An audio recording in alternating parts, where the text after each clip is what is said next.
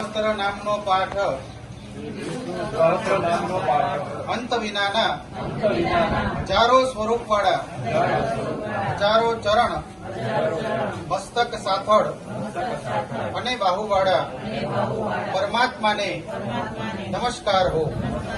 હજાર નામવાળા અને હજાર કોટી યુગોને ધારણ કરનાર એવા શાશ્વત બ્રહ્મ સ્વરૂપને નમસ્કાર હો।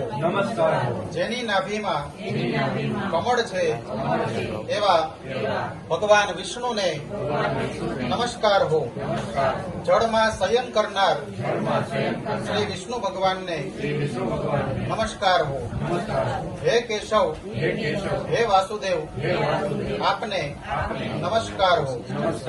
જે વાસુદેવની વાસનાથી ત્રણેય લોક વાસનાવાળા છે અને જેનું સર્વે પ્રાણીઓ તથા પદાર્થમાં નિવાસ સ્થાન છે એવા હે વાસુદેવ આપને નમસ્કાર હો। બ્રહ્મ સ્વરૂપ અને ગૌ બ્રાહ્મણ આ બ્રાહ્મણ નું હિત કરનાર એવા દેવને નમસ્કાર હો। જગતનું હિત કરનાર શ્રી વિષ્ણુ ભગવાનને શ્રી કૃષ્ણને નમસ્કાર હો। ગોવિંદ સ્વરૂપને નમસ્કાર હો। જેમ આકાશમાંથી પૃથ્વી પર પહેલું પડેલું પાણી સમુદ્રમાં જાય છે તેમ બધા દેવોને કરેલા નમસ્કાર ભગવાન કેશવ પ્રતિ જાય છે।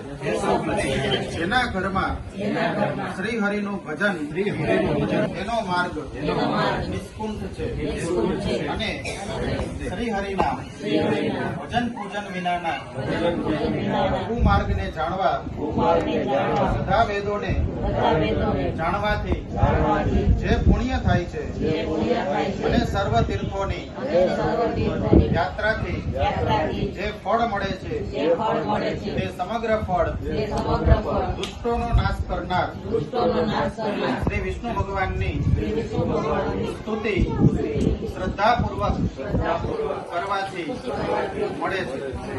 જે મનુષ્ય શ્રી હરિના મંદિરમાં બેસી નિત્ય 3 વાર પ્રભાત મધ્યાંતર અને સાયંકાળે 2 વાર કે 1 વાર પણ આ વિષ્ણુ સહસ્ત્ર નામનો પાઠ કરે છે તેના સર્વે પાપ કર્મો નાશ પામે છે। જે મનુષ્ય આ સ્તોત્રનો પાઠ ભાવ ભક્તિથી કરે છે તેના શત્રુઓ પડી જાય છે। તે ભક્ત ઉપર સર્વે ઉપગ્રહો શાંત રહે છે અને તેના સર્વે પાપ પણ વિનાશ પામે છે। જેને શ્રદ્ધા ભક્તિ તથા ભાવપૂર્વક આ સ્તોત્રનું ધ્યાન કર્યું કે શ્રવણ એટલે કે સાંભળ્યું તે પાઠ કર્યા તે ભક્તએ સર્વદાન આપ્યા અને દેવોની રૂડા પ્રકારની પૂજા કરી એમ સમજવું। જે મનુષ્ય પ્રત્યેક બારસના દિવસે આ શ્રી વિષ્ણુ સહસ્ત્ર નામનો પાઠ કરે છે તે ભક્તને આ લોકમાં કે પરલોકમાં કોઈ પણ ઠેકાણે ભય રહેતો નથી અને તેના કરોડો કલ્પના પાપો પણ ધીમે ધીમે વળીને ભસ્મ થાય છે।